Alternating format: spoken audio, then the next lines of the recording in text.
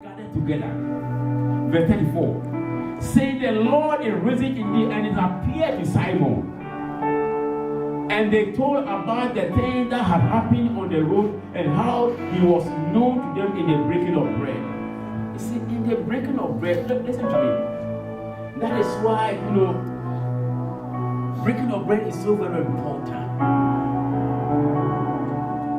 If you're a drunkard, don't take Lord's Supper. Are you hearing me? If you're a fornicator, don't take Lord's Supper. If you're doing immorality, don't take Lord's Supper. Because Lord's Supper is something God has set for his children. To heal the children. To restore them. To open their eyes. To open their mind. So that they can know Jesus. To heal them. To bring them in a proper position that God has ordained for them. And so Lord's Supper is not a joke. Because he gave the disciples. He said, as often as you take, remember me.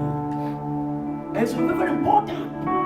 Do you know that, church, do you know that anyone, when is dying, you take the dying people, they are way very seriously. Don't you know that? Anyone who is dying, you take his way very seriously. Oh, yes. What about Jesus Christ? What about Jesus? And so he said, do this as often. So it means the more we do it, the more we have fellowship with him. The more we love him. The more our spiritual eye begin to open and to know him and to know the truth of his word. Glory to God. And so we see what here. That when they partake the Lord's Supper, their eyes were open. Even though, listen to me. Listen to me. Many times you can read the scripture, but one day when God open your eyes, a verse that you have read so many times, one day when God open your eyes, wow! God quicken you and you understand it. Because it is the Spirit of God that wrote it. Now, verse 36. Now, as they said this, Jesus himself stood in the midst of them and said to them, peace to you. Number 2.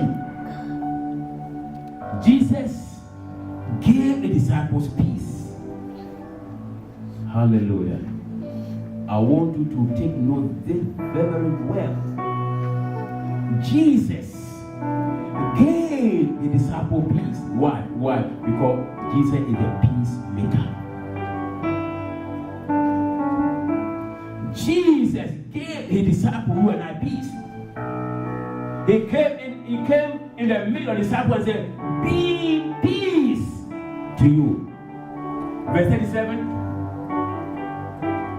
But they were terrified and frightening and suppose they are seeing the Spirit. You see? Many people are afraid in life. Many people. Even their hometown, they don't want to go to their hometown because when they go, maybe they are afraid. No. Don't be afraid. And so fear is a reality. Fear is a reality. I mean, when you fear, tell God, please take away the spirit of fear from me. It's a reality. Even when God has sent you to go and do something, you still fear. But this morning, I want you to grasp what Jesus has given to you and I.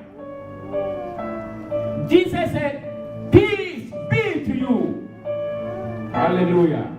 If you don't remember anything, remember this morning, this word. Why?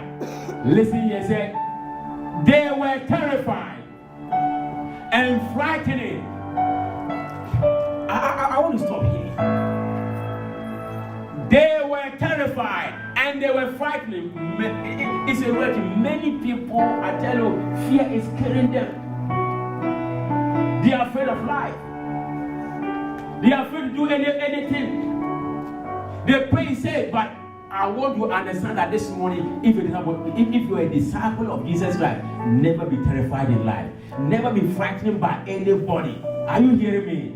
Don't let anybody cow you in fear. no demon, no power, no principality, no necromancer, no voodoo can terrify you, because Jesus Christ said, "Lo, I am with you unto the end. Peace be with you." Every morning when we wake up, say, "Oh God, I have the peace of God. I have the joy of God," because what Jesus has said is final. What Jesus has said is final. No one man has said.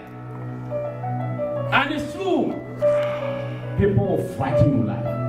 Even some people, the words some people will say to you, some people, the word that they say to you, because some people are demon possessed.